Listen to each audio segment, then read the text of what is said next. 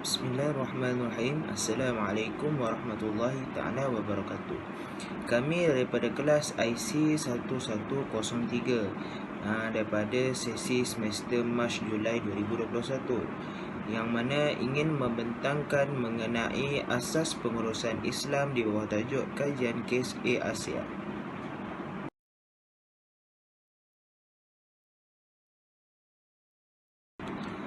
Seterusnya, bahagian yang akan kita perhatikan adalah bahagian pendahuluan. Pada masa kini, ramai masyarakat yang telah mula menceburi di dalam sektor penerbangan ini. Ia adalah di antara sektor-sektor yang profesional. Mengapa ia digelar sebagai sektor yang profesional? Ini kerana kriteria untuk menceburi bidang tersebut agak berat dan sukar, yang mana ia memerlukan kekuatan yang bukan sahaja dari segi fizikal, malahan mental juga kita perlu kuat. Seterusnya, bahagian kewangan juga kita perlu kukuh. Ini kerana dalam satu semester bukan murah untuk bayar yuran bagi pengajian untuk sektor penerbangan ini. Baiklah, sekarang kita lanjut kepada latar belakang syarikat AirAsia Berhad. AirAsia ini ditubuhkan pada tahun 1993 dan ia mula beroperasi pada 18 November 1996. Syarikat ini adalah sebuah syarikat tambang murah yang pertama dan ia berpangkalan di Malaysia, iaitu LCCT.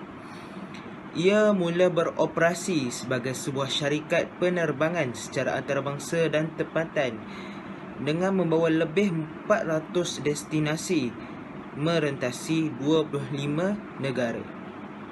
Syarikat ini adalah sebuah syarikat yang menyediakan kos unit yang paling rendah di dunia dengan harga permulaan pada AS $0.023 sen setiap kilometer dan faktor beban penumpang sebanyak 52%. Pada 22 Julai, AirAsia ini telah memulakan karier sebagai penaja dan menaja sebuah kelab bola sepak antarabangsa, iaitu Manchester United, yang mana ia mempamerkan iklan AirAsia di Stadium Old Trafford di kota Manchester. Mereka berjaya membawa pulangan pendapatan bersih sebanyak RM1.574 bilion AS dolar, iaitu bersamaan 354 juta. Okey, seterusnya saya akan menerangkan tentang visi dan misi syarikat AirAsia. Okey, kita pergi kepada visi AirAsia terlebih dahulu. Visi AirAsia adalah untuk menjadi salah satu syarikat penerbangan tambang rendah yang terbesar di Asia. Ia juga menyediakan perkhidmatan secara maksimum kepada 3 bilion orang yang belum pernah memperolehinya. Golongan orang yang belum pernah memperolehi adalah golongan orang yang berpendapatan rendah dengan dikenakan nilai tambang yang tinggi. Misi AirAsia pula ialah untuk melahirkan syarikat yang terbaik untuk bekerja. Seperti contoh, pekerja-pekerja AirAsia mendapat layanan yang sangat baik seperti mereka berada dalam keluarga yang besar. Seterusnya, misi AirAsia untuk mencipta jenama ASEAN yang dikenali seantero dunia. Ia juga ingin menjadikan sesiapa pun boleh terbang dengan pencapaian kos terendah di Asia.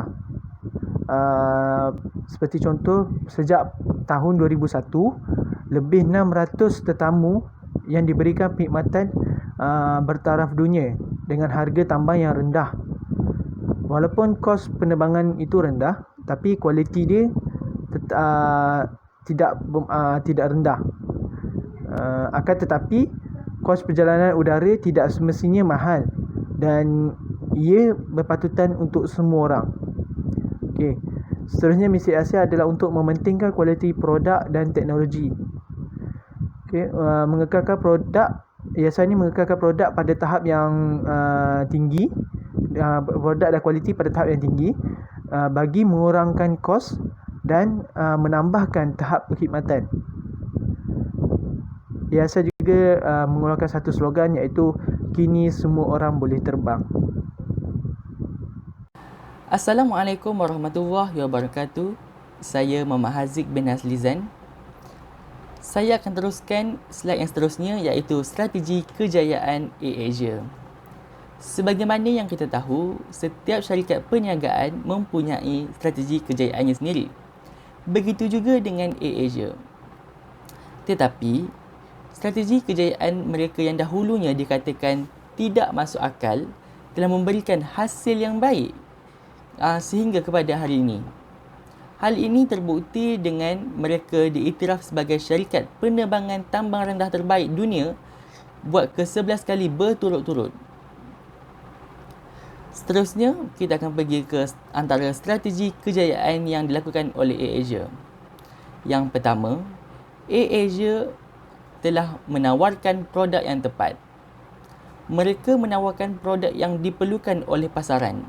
Contohnya, mereka menawarkan tambang yang lebih murah berbanding dengan syarikat penerbangan yang lain. Hal ini dapat menarik minat para pengguna untuk mengguna perkhidmatan penerbangan mereka. Slogan Now Everyone Can Fly ini telah menunjukkan yang perkhidmatan syarikat penerbangan AirAsia mempunyai tujuan yang jitu dengan menawarkan harga tambang yang rendah bagi membolehkan sesiapa saja merasai menaiki kapal terbang ke seluruh dunia. Strategi kejayaan yang kedua ialah AirAsia membina pasukan pekerja yang berkeupayaan. AirAsia menghasilkan pekerja-pekerja yang berkemahiran tinggi, cekap dan mempunyai sikap yang baik. Hal ini kerana majikan AirAsia yang memberikan layanan yang baik kepada pekerja mereka dan mereka yakin bahawa mereka melayan pekerja mereka dengan baik, pekerja mereka akan melayan pelanggan mereka dengan baik. Hal ini dapat memberikan sesuatu yang sangat baik untuk syarikat dan juga membawa nama syarikat yang lebih baik. Dengan penghasilan pekerja-pekerja yang baik, pengurusan syarikat akan jadi lebih cekap, efisien dan lebih menguntungkan semua pihak. Strategi kejayaan yang ketiga pula ialah AirAsia memanfaatkan internet di seluruh dunia. Syarikat AirAsia menggunakan pelbagai platform media dalam talian untuk memberi info, kemudahan, pertanyaan bagi memudahkan urusan para pelanggannya. Contohnya, AirAsia membuat laman web airasia.com, Snap dan ikhlas.com. Platform ikhlas.com ini adalah derika khas Mesra Muslim. Pelbagai perkhidmatan yang diberikan dalam itu seperti umrah dan haji, korban dan sebagainya. Ia juga menjadi medium yang rapat dengan pelanggan kerana mudah untuk pelanggan menghubungi ataupun mengetahui sesuatu perkara. Perkara ini juga menjadikan servis yang diberi AirAsia langkaui sempadan negara. Pelanggan di luar negara mudah untuk menggunakannya tanpa perlu datang ke pejabat AirAsia sendiri. Lebih ramai lagi yang akan mengetahui dan berasa teringin untuk mendapat servis yang terbaik daripada AirAsia. Slide yang seterusnya, perancangan strategik AirAsia. Perancangan strategik dibentuk berdasarkan mengaplikasikan analisis kekuatan, kelemahan, ancaman dan kekuatan SWOT. Analisis SWOT dibuat berpandukan kepada analisis persekitaran organisasi perniagaan. Secara relatifnya, perancangan strategik memuatkan unsur-unsur strategik pencapaian organisasi dalam tempoh masa jangka panjang. Dalam perancangan strategik, visi, misi dan objektif syarikat perlu ditentukan. Melalui visi AirAsia, iaitu menjadi syarikat penerbangan tambang rendah terbesar di Asia. Dengan visi AirAsia, mereka telah menyasarkan syarikat mereka menjadi salah satu syarikat penerbangan tambang rendah yang terbesar di Asia. Hal ini telah terbukti dengan AirAsia telah menjadi syarikat penerbangan kos rendah terbaik di dunia buat tahun yang ke-11 berturut-turut. Kejayaan ini menunjukkan AirAsia menjadi syarikat tambang rendah bukan saja di Asia tetapi di peringkat dunia. Seterusnya, dengan misi AirAsia iaitu bekerja dilayan seperti ahli keluarga besar dan menjadi syarikat yang terbaik untuk bekerja. Dengan menjadikan pekerja sebagai ahli keluarga, ini dapat menjadikan sesuatu organisasi syarikat itu lebih mesra dan lebih selesa apabila mereka datang bekerja di tempat kerja mereka. Seterusnya, AirAsia juga mahu mencapaikan kos yang terendah dengan menjadikan sesiapa pun boleh terbang dengan AirAsia. Dengan menjadikan AirAsia sebagai penerbangan yang tambah rendah, dengan itu lebih baik, lebih ramai lagi yang ingin menggunakan perkhidmatan syarikat ini. Selain itu juga, AirAsia juga ingin mengekalkan produk yang berkualiti tinggi dalam merangkumi teknologi bagi mengurangkan kos dan menambahkan tahap perkhidmatan mereka. Dari segi teknologi, AirAsia telah banyak membuat platform dalam talian bagi memudahkan pelanggan mereka. Seterusnya saya akan sambung dengan kepimpinan di dalam AirAsia. Sebelum itu, terdapat beberapa ciri-ciri yang harus kita teliti dan fahami daripada kepimpinan, aspek-aspek kepimpinan di dalam syarikat AirAsia ini.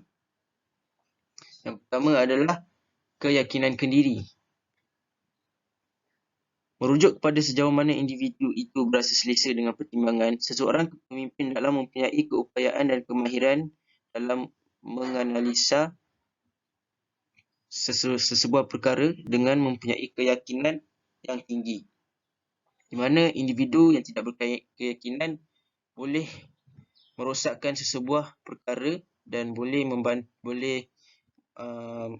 membantutkan sesebuah pekerjaan untuk dilangsaikan dengan segera, untuk diselesaikan dengan segera.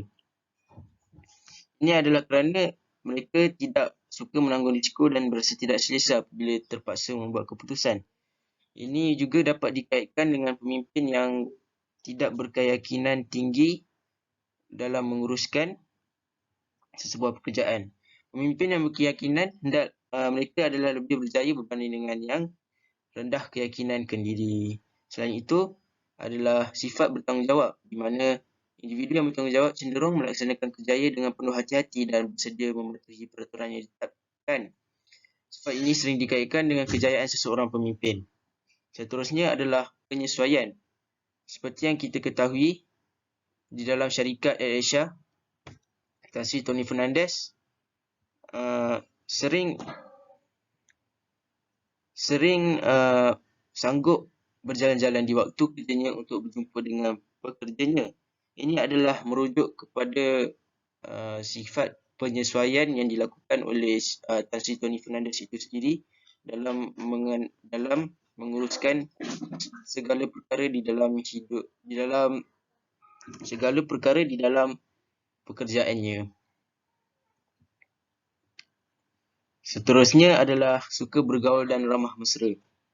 Sifat ini juga disebutkan sebagai penting dalam kejayaan kepemimpinan kerana orang yang suka bergaul biasanya memperolehi banyak pengalaman dan mudah dipengaruhi orang-orang dalam organisasinya. Ini dapat dibuktikan bahawa di dalam syarikat AirAsia, Tan Sri Tony Fernandes adalah seorang yang suka bergaul dan beramah mesra dengan semua orang, termasuklah pekerja-pekerja, tidak kira dari peringkat atasan ataupun bekerja di peringkat bawahan. Ini juga adalah salah satu cara Tony Fernandes menyesuaikan diri dalam segala keadaan yang ada. Seterusnya, hendaklah mereka tidak berputus asa. Di mana mereka tidak berputus asa dalam segala keadaan. Inilah aspek-aspek yang ditonjolkan, yang diaplikasikan di dalam syarikat AirAsia. Aspek-aspek kepemimpinan yang ditonjolkan, yang diaplikasikan di dalam syarikat AirAsia. Di mana semua individu hendaklah tidak berputus asa dalam segala perkara untuk berjaya melakukan sesebuah perkara.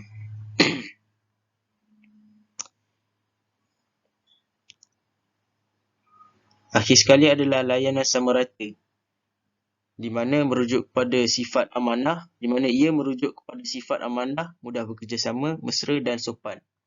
Orang seperti ini mudah bekerjasama dengan orang lain, di mana semua orang yang sifatnya sukar diterima pula, biasanya tidak sabar, muram, syak wasangka dan suka bekerjasama dengan orang lain. Akhir sekali adalah berorientasi pencapaian. Individu yang berorientasikan pencapaian berusaha melaksanakan tugas dengan jayanya kerana individu ini akan hanya berasa puas jika ia beroleh kejayaan. Individu seperti ini cenderung bekerja keras, bercita-cita tinggi dan suka persaingan. Manakala orang yang rendah orientasi pencapaian adalah tidak bercita-cita tinggi, suka dengan keadaan yang sedia ada dan pasif, serta usahanya adalah sedikit kecuali jika ia dijanjikan ganjaran ekstrimik. Dan saja daripada saya akan teruskan kepada slide yang seterusnya. Sambungan daripada ciri-ciri kepimpinan AirAsia itu tadi ialah dalam masa 2 tahun, Tony Fernandes berjaya menyelesaikan hutang 40 juta yang diterimanya. Dengan itu, Tony dapat menjadikan syarikat penerbangan itu sebagai syarikat penerbangan bajet yang sangat berjaya. Dia sangat menjaga keperluan pekerjanya kerana dia percaya bahawa apabila pekerja gembira, maka pelanggan akan gembira juga. Beliau sanggup menghabiskan masa berjam-jam di pejabat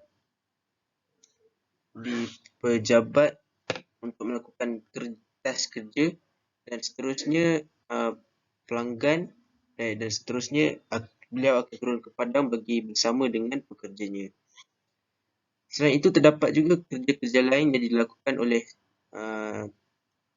Tony Fernandes itu sendiri, di mana beliau melakukan kerja pemindahan kargo atau bekerja bersama dengan kru kabin yang selalu turut dilakukan olehnya kerana dari pengalaman ini akan membantu beliau membuat keputusan dan mendapat maklum balas terus tanpa terpisah daripada pekerjanya. Akhir sekali, di dalam syarikat penerbangan Asia ini, beliau tidak mengamalkan gaya pengurusan yang menitik beratkan kepada bos yang menunjukkan bahawa seseorang bos itu adalah seorang yang sangat mementingkan diri sendiri, di mana bos itu lebih kurang akan menggelar dirinya sebagai bos dan tidak layak untuk pekerjanya untuk berkata-kata dengannya. Seterusnya saya akan sambung dengan sumber manusia yang terkandung di dalam syarikat AirAsia ini. Berdasarkan rajah tersebut, ia menunjukkan senarai pemilik saham AirAsia Berhad, di mana firma-firma itu diurus oleh Datuk Amin bin Abdul Rajab yang merupakan bekas pengerusi bagi syarikat AirAsia Berhad. Beliau mempunyai pengalaman bertugas selama beberapa tahun yang berbeza dengan Tony Fernandes yang mempunyai pengurusan kewangan lebih dari 12 tahun. AirAsia menjadikan model tambang rendah sebagai pelaksanaan strategi paling penting di dalam sumber manusia, di mana yang pertama, mereka mengutamakan keselamatan, di mana perkongsian dengan penyelia penyelenggaraan paling terkenal dunia dan mematuhi pengendalian syarikat penerbangan dunia dilakukan. Kedua, mereka menggunakan pesawat secara maksimum. Ini termaktub di mana pelaksanaan waktu patah balik terpantas di rantau ini adalah dilakukan dalam hanya 25 minit dan ia hanyalah dilakukan oleh syarikat penerbangan AirAsia ini sahaja, di mana mereka memastikan kos yang lebih rendah dan produktiviti yang lebih tinggi berbanding syarikat-syarikat penerbangan yang lain. Selain itu, mereka menyediakan tambang yang rendah dan tidak berlebihan, di mana mereka menyediakan perkhidmatan dengan pilihan mengikut kesesuaian tanpa mengabaikan kualiti dan perkhidmatan. Keempat, mereka menyediakan operasi yang lebih cekap, di mana proses-proses yang dikendalikan dipastikan dengan semudah yang mungkin dan efisien. Akhir sekali adalah sistem pengedaran. di mana mereka menawarkan ruangan pengedaran yang lebih luas dan inovatif untuk membuat tempahan dan perjalanan lebih mudah. Seterusnya, elemen yang perlu dilihat dalam analisis dalaman ini ialah mengenai dengan sumber nyata atau tidak nyata, di mana sumber sesuatu produk yang nyata dapat membantu syarikat meningkatkan lagi prestasi ini kerana ianya boleh dinilai dengan cepat bagi AirAsia. Bagi AirAsia, sumber syarikat yang nyata adalah melalui badan pesawat, di mana AirAsia telah menggunakan pesawat-pesawat Airbus A320-200 sebanyak 18 buah dan sedang memesan sebanyak 175 buah pesawat lagi untuk digunakan. Selain itu, AirAsia juga menggunakan pesawat Boeing 737-300, di mana selain itu, minyak bahan api merupakan sumber lain bagi pesawat-pesawat bagi syarikat AirAsia. Setiap pesawat yang berlepas haruslah diisi dengan bahan api, di mana harga bahan api di dunia ini adalah sangat mudah untuk naik dan turun. Oleh itu, jika pengurusan strategi adalah cekap, maka kos bahan api dapat dijimatkan. Sekian saja daripada saya. Assalamualaikum. Okey. Slide seterusnya ialah nilai dan etika kerja. Okay, nilai yang perlu ada pada setiap pekerja AirAsia Airline ialah yang pertama, nilai peramah, iaitu meraihkan penumpang yang menaiki AirAsia Airline dengan menghiburkan mereka. Yang kedua ialah berkongsi idea dalam menyelesaikan sebarang masalah. Ia dilakukan untuk mewujudkan keadaan sekeliling bertambah lebih baik. Okey, nilai yang seterusnya ialah penyayang. Dengan menunjukkan layanan yang mesra dan penuh kasih sayang agar penumpang berasa sangat selesa. Dan akhir sekali, nilai bersungguh-sungguh dalam melakukan sebarang tugasan yang diberikan. Hal ini kerana matlamat AirAsia adalah untuk mengubah dunia. Maka mereka perlu bersungguh-sungguh dengan memberi keupayaan dan usahanya dengan penuh untuk menjayakan syarikat ini ke seantero dunia. Okey, slide ini tentang etika kerja, sambungan kepada slide yang tadi. Etika kerja yang perlu diikuti oleh setiap pekerja AirAsia Airline ialah bekerja dengan penuh integriti dan dedikasi, iaitu dengan melakukan setiap perkara dengan betul pada setiap masa. Okey, seterusnya mementingkan keselamatan penumpang, iaitu dengan melakukan tugas dengan lebih teliti, dan keselamatan amat penting, tidak kira sekecil mana sekalipun. Seterusnya, bekerja keras agar kepuasan penumpang dapat dipenuhi, seperti destinasi terbaik pada harga yang terendah dalam masa lebih kurang 25 minit sahaja. Okey, seterusnya mereka juga ada menggunakan slogan sama ini, iaitu semua untuk satu dan satu untuk semua. Okay, bismillahirrahmanirrahim. InsyaAllah kita sambung pada tajuk seterusnya, tanggungjawab sosial korporat, iaitu dikenali sebagai CSR yang mengendali kebajikan di sebuah syarikat. Jadi AirAsia ini adalah sebuah syarikat penerbangan yang memberi kos yang rendah jarak jauh terkemuka di Asia Pasifik. Jadi AirAsia ini telah dinobatkan pelbagai anugerah, di antaranya syarikat penerbangan kos rendah terbaik di dunia selama 11 tahun berturut-turut di Skytrax World Airlines Award, dan juga pernah menjadi digelar sebagai kabin premium penerbangan rendah terbaik di dunia selama 7 tahun berturut-turut.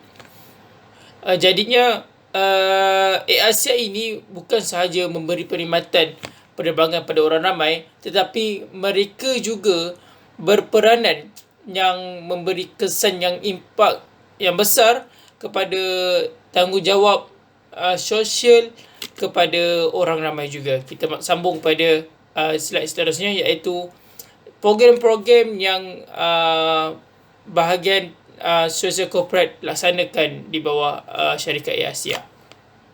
Okay, kita masuk pada slide seterusnya, iaitu pelaksanaan program kebajikan yang bahagian sosial korporat laksanakan, antaranya #challenge24 #Green24 Challenge, iaitu program mengajak orang ramai untuk menjaga alam sekitar. Program ini memberi kesan untuk perubahan kepada alam sekitar yang lebih baik dan lebih positif. Jadi di bawah program ini mereka melaksanakan pembersihan di air terjun hujan kancing di Rawang. Seramai 150 sukarelawan dapat dikumpulkan, iaitu di kalangan orang ramai dan juga pekerja-pekerja ASIA sendiri. Sebanyak 600 kg sampah berjaya dikumpulkan dan memberi kesan bahawasanya kepentingan menjaga alam sekitar adalah amat penting. Seterusnya iaitu Yayasan ASIA dibina bermulanya seawal wabak COVID-19 berlaku, iaitu dengan yayasan ini mereka membantu masyarakat asnaf B40 yang terjejas ekonominya akibat COVID-19. Dan yayasan juga membantu peniaga-peniaga kecil dan juga membantu penyelesaian e-dagang di waktu COVID-19 dan pada masa yang akan datang. Seterusnya, program yang ketiga yang saya dapat di sini adalah program #Asia Makna, iaitu kolaborasi antara Asia dan juga Majlis Kanser Kebangsaan Malaysia. Mereka mengumpul sejumlah dana, iaitu RM350,000 berjaya dikumpulkan untuk diberi pada pesakit-pesakit kanser, sekaligus dia membantu pesakit kanser mengurangkan beban sehari hidup mereka. Dengan program #Asia Makna ni, mereka berjaya diberi anugerah Company of the Year kategori syarikat penerbangan juara projek komuniti dan juara perjuangan insentif kesedaran kanser. Jadi kita nampak di sini bahawasanya syarikat Asia ini bukan sahaja menumpu pada perkhidmatan penerbangan, tetapi membantu di dalam kebajikan masyarakat yang kurang bernasib baik. Itu sahaja. Baiklah, penutup bagi pembentangan kami pada kali ini, suka saya sebutkan bahawasanya perkara yang kami dapat simpulkan, syarikat Asia ini boleh dijadikan sebagai contoh kerana mereka bermula daripada bawah, daripada kecilan, sehingga lama-kelamaan bertambah baik dan kini memberi impak yang besar pada ekonomi Malaysia. Jadi pada generasi muda boleh menjadikan Asia ini sebagai contoh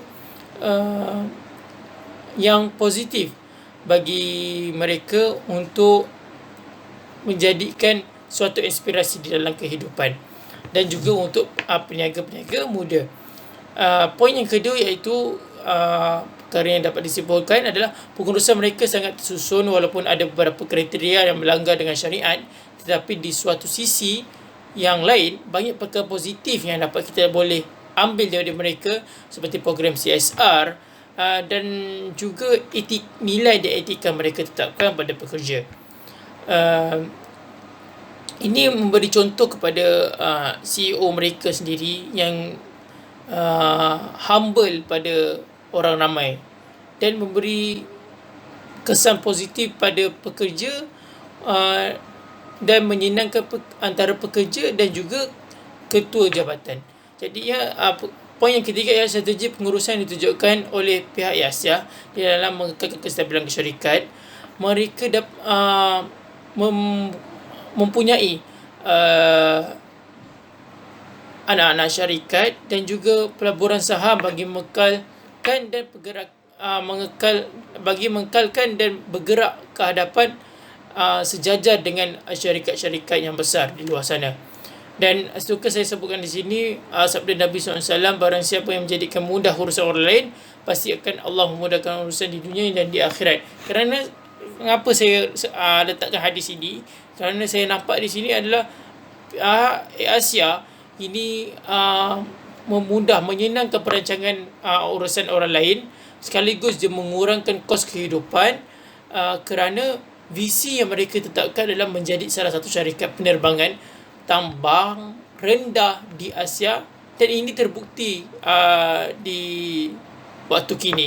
Dan dia memudahkan urusan mereka yang dalam kecemasan, sekiranya berlaku suatu kecemasan yang di luar negeri, yang terpaksa mengambil masa yang singkat untuk pergi ke sana, dan mereka merealisasikan keinginan rakyat Marhan untuk menggunakan kapal terbang kerana tambang yang lebih murah. Dan poin yang terakhir iaitu program sosial yang ditunjukkan mendekatkan mereka bersama masyarakat. Wallahu ta'ala alam. Sekian daripada kami mengucapkan terima kasih kepada Madam. Sekiranya ada salah silap, kami mohon maaf. Assalamualaikum warahmatullahi wabarakatuh.